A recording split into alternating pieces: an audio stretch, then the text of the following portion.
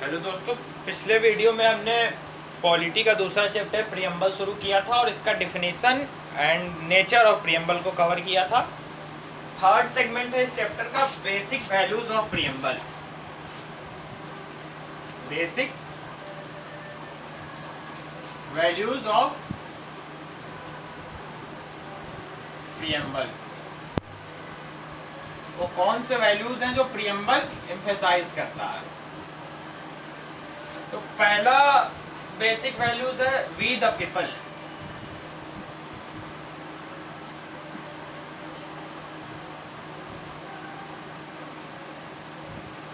ये प्रियम्बल का, हमारे इंडियन कॉन्स्टिट्यूशन के प्रियम्बल का फर्स्ट वर्ड है और ये हमारे कंट्री की यूनिटी को शो करता है। The word itself we shows the unity of our country. We the people, it means that it is the, ये पहला चीज तो ये कि हमारे कॉन्स्टिट्यूशन का पहला लाइन, पहला वर्ड यही है, we the people. It is the first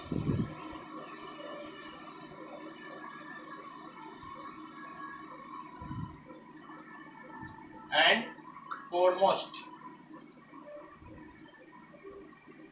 value of our constitution।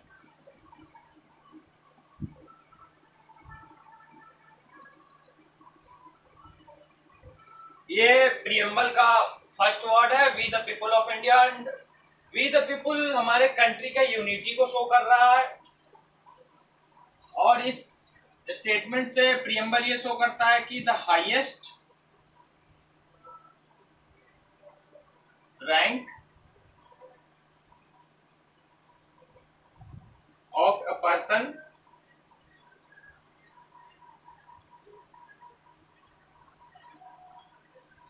in a democratic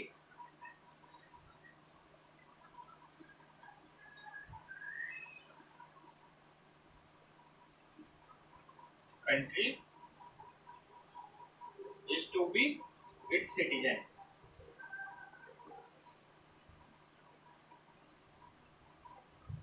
ये बताता है कि एक डेमोक्रेटिक कंट्री के हाईएस्ट रैंक वो है उस पर्सन का जो सिटीजनशिप, हमारे देश के जो लोग हैं वो हमारे सिटीजन का ये हाईएस्ट रैंक है डेमोक्रेटिक कंट्री का। क्यों है? क्योंकि हमारे ये हम आम लोग ही तो हैं जो हमारे पॉलिटिकल सिनेरियो को एक तरह से एस्टेब्लिश किए हुए हैं। कॉन्स्टिट्यूशन ने हमें यूनिवर्सल एडल्ट फ्रेंचाइजी का ऑप्शन दिया है, राइट टू वोट दिया है विदाउट एनी डिस्क्रिमिनेशन। तो हम अपने रिप्रेजेंटेटिव्स को चुन सकते हैं। तो एक तरह से हम ये बोल सकते हैं कि we the people who determines the polity of our country. And ये पहला वैल्यू था हमारे इंडियन कॉन्स्टिट्यूशन का जो प्रियम्बल स्टेट्स कर रहा है। दूसरा sovereignty.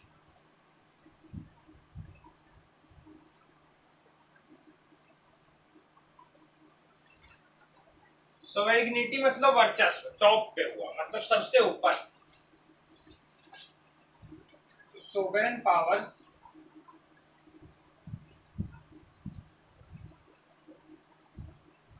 is that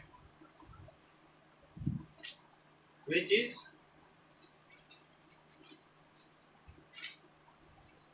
absolute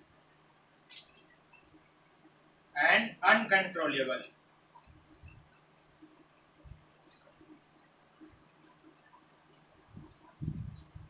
sovereign powers वो है जो 100% है, बिल्कुल एब्सोल्यूट है और अनकंट्रोल्ड है, मतलब जिसको कंट्रोल नहीं किया जा सकता। इस तरह से सुप्रीम पावर है।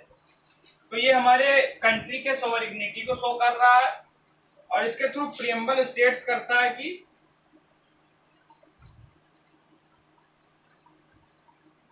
states that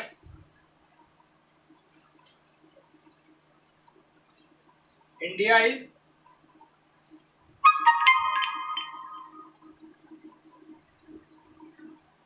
independent country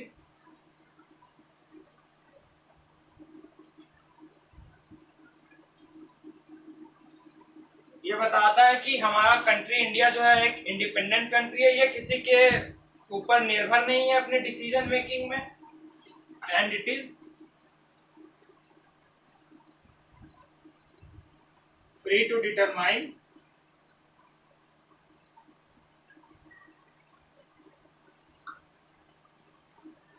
and it is free to determine for herself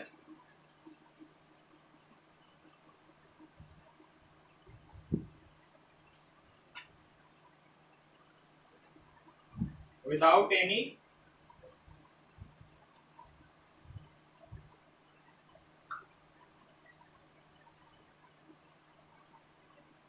external interference. मतलब प्रियम्बल ये बता रहा है कि इंडिया एक इंडिपेंडेंट कंट्री है, ये किसी के ऊपर डिपेंडेंट नहीं है और ये स्वतंत्र है अपना डिसीजन लेने में, अपने वेलबींग के, अपने सिटीजन्स के वेलबींग के डिसीजन लेने में, विदाउट एनी एक्सटर्नल अफेयर्स, मतलब बिना किसी दूसरे देशों के हस्तक्षेप के। ये दो वैल्यूज हो गए। थर्ड, और सोवरेनिटी ऑफ कॉन्स्टिट्यूशन में एक आर्टिकल भी एसोसिएटेड है।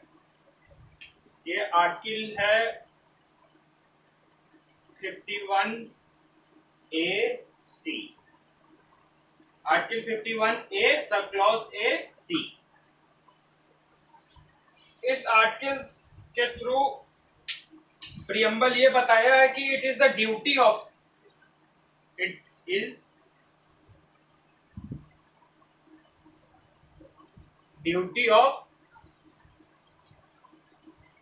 every citizen of India to protect the sovereignty,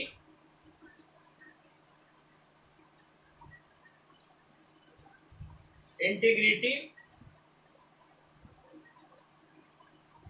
and unity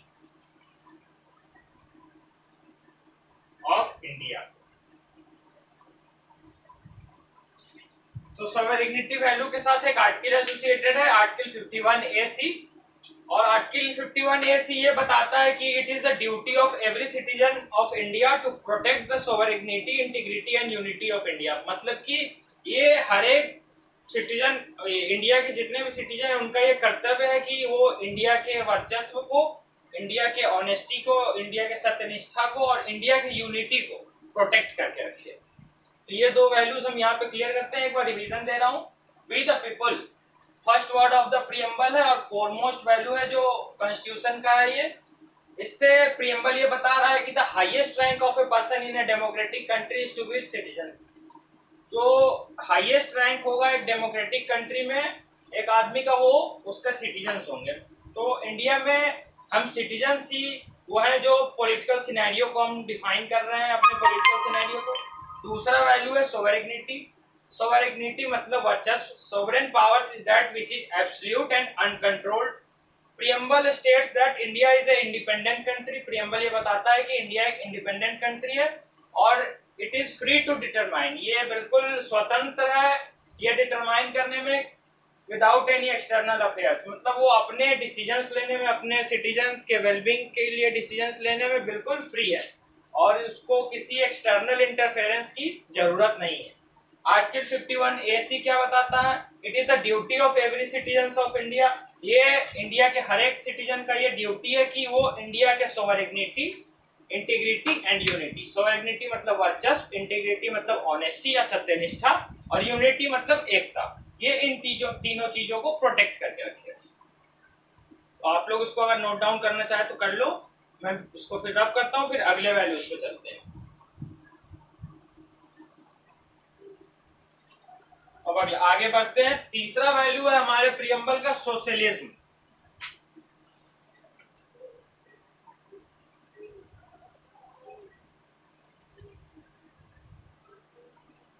socialism तो पहले जो प्रियम्बल बना था, जिसको पंडित जवाहरलाल नेहरू ने ऑब्जेक्टिव रिजोल्यूशन कहा था, ऑब्जेक्टिव रिजोल्यूशन के बेस पे उसका आइडिया दिया था कॉन्स्टिट्यूएंट असेंबली में, उस समय ये सोशलिज्म मेंशन नहीं था। ये इंसर्टेड हुआ, ये इंसर्ट किया गया है प्रियम्बल में, इंसर्टेड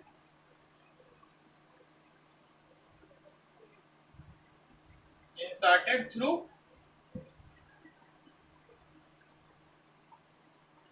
42nd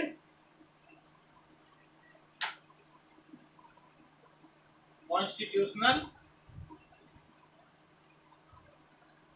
अमेंडमेंट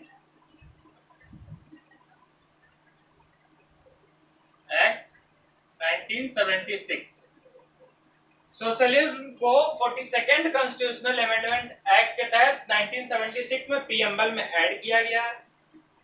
और ये जो पहला कॉन्स्टिट्यूशन हमारा ये प्रीएम्बल बना था उसमें ये एडेड नहीं था। ये जब प्रीएम्बल को अमेंड किया गया तब इसको ऐड किया गया है 42nd कॉन्स्टिट्यूशनल अमेंडमेंट एक्ट के तहत 1976 में। इसका सोशलिज्म का मेनली मतलब होता है कि it aims to end poverty, गरीबी को मिटाना, इनइक्वालिटी को खत्म करना,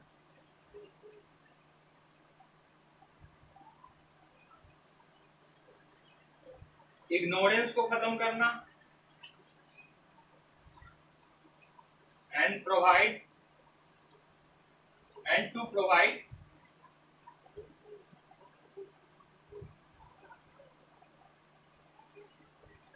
adequate livelihood measures।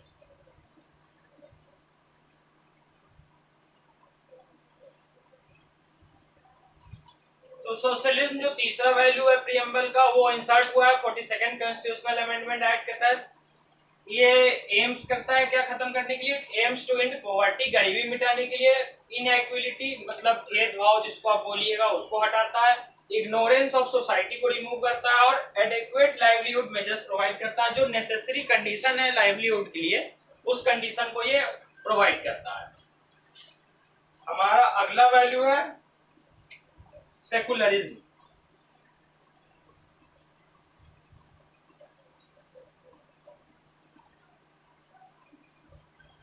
सेकुलरिज्म तो सेकुलरिज्म भी प्रीएम्बल में जब बना था तो इसमें नहीं था। इसको भी 42nd कॉन्स्टिट्यूशनल अमेंडमेंट एक्ट 1976 के तहत ही इसको इंसर्ट किया गया है।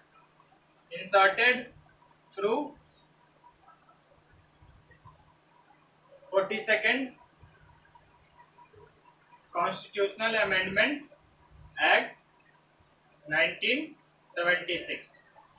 ये भी मेंशन नहीं था लेकिन 42nd कॉन्स्टिट्यूशनल अमेंडमेंट एक्ट 1976 के तहत इसको इंसर्ट किया गया प्रीएम्बल में। सेकुलरिज्म ये बताता है कि India is neutral in religious aspects, मतलब इंडिया किसी भी रिलीजन को ना प्रमोट करता है ना मानता है। इंडिया के लिए हर एक रिलीजन इक्वल है, इंडिया के लिए हर एक रिलीजन के लोग इक्वल है, हर एक कास्ट के लोग इक्वल है। तो it states that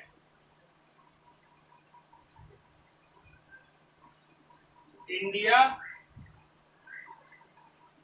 is neutral in religious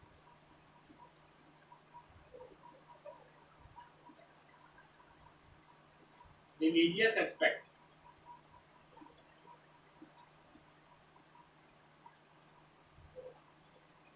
It treats every religion equally।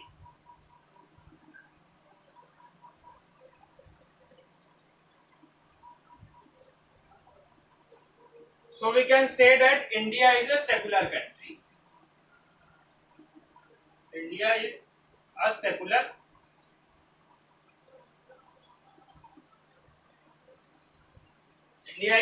country। Secularism inserted through 42nd Constitutional Amendment Act, it states that India is neutral in religious aspects, it treats every religion equally, India is secular country।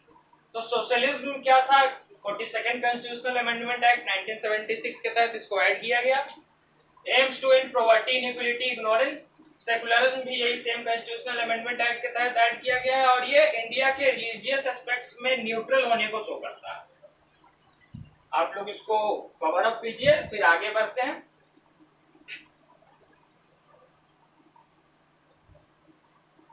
तो हमारे preamble का अगला value है democracy.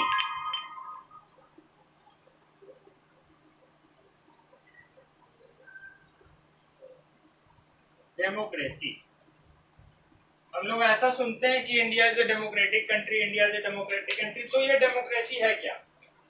तो democracy it is associated width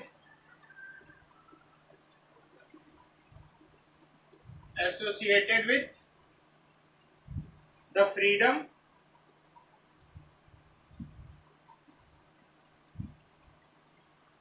of choice of the people. Democracy is associated with the freedom of choice of the people. ये लोगों के पसंद की आज़ादी को स्टेट्स करता है, मतलब एक तरह से लोगों को आज़ादी देता है अपने डिसीजंस लेने का, अपने वे ऑफ लाइवलीहुड को अटेंड करने का। It does not bind the society in A one mod of living.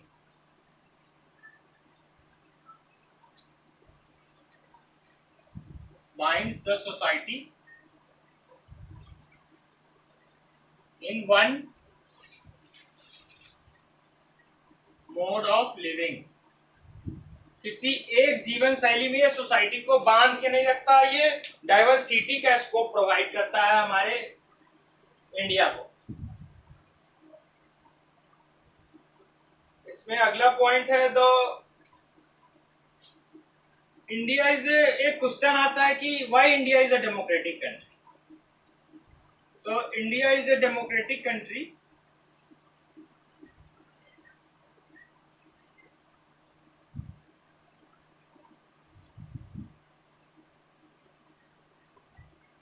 as because it provides the right to people of India to choose their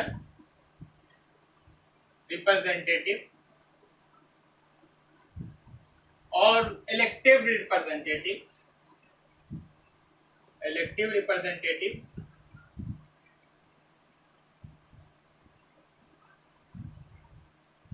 through universal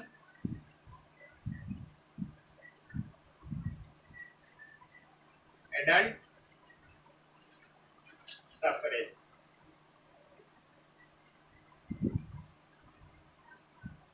universal adult suffrage में confuse नहीं होना है। Universal adult franchises और universal adult suffrage दोनों एक ही है। इसका दोनों का मतलब है राइट टू वोट। तो हमारा इंडियन कंट्री हमें राइट टू वोट का एक अधिकार बोल सकते हैं, राइट टू वोट का अधिकार दिया है, जिसमें जो भी वोट देने के लिए एलिजिबल हैं, जो कि मिनिमम एज 18 ईयर्स है, उसके अब जो लोग हैं वो बिल्कुल एलिजिबल हैं अपने रिप्रेजेंटेटिव को, अपने इलेक्टिव रिप्रेजेंटेटिव को सेलेक्ट करने के लिए इन इलेक्शन। तो इसलिए भी ये कहा जाता है कि इंडिया का पॉलिटिकल सिनेरियो है। आप रिलेट करिए पहला वैल्यू से हर वैल्यूज को, तो देखेंगे कि वी द पीपल जो पहला वैल्यू है इंडिया का, ये यूनिटी को शो कर रहा है। और पहला वैल्यू जो बताया है कि डेमोक्रेटिक कंट्री में सिटीजन्स ही हाईएस्ट रैंक पे होते हैं, वो यहाँ आपको शो कर रहा है कि पॉलिटिकल सिनेरियो को हम देशवासी ये डिटरमाइन करते हैं कि हमारा पॉलिटिकल सिनेरियो कैसा रहेगा। By elective representative universal adult suffrage. और इंडिया में जो डेमोक्रेसी फॉलो होता है उसको रिप्रेजेंटेटिव डेमोक्रेसी बोलते हैं। Representative democracy. So India follows representative democracy. एक लास्ट वैल्यू बचा है, मुझे नहीं लगता है कोई डाउट होगा इसमें, बहुत ही सिंपल सा चीज था। एक लास्ट वैल्यू बचा है द रिपब्लिक।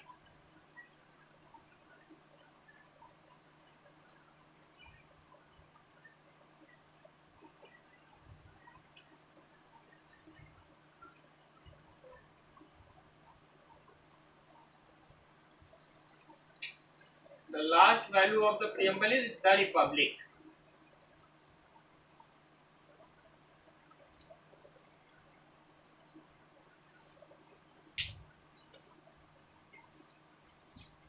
तो ज्यादा इसमें कुछ है नहीं। रिपब्लिक मीन्स या it states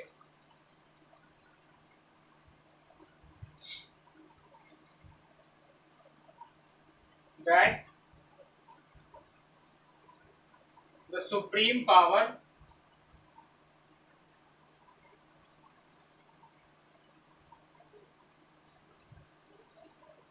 is held by the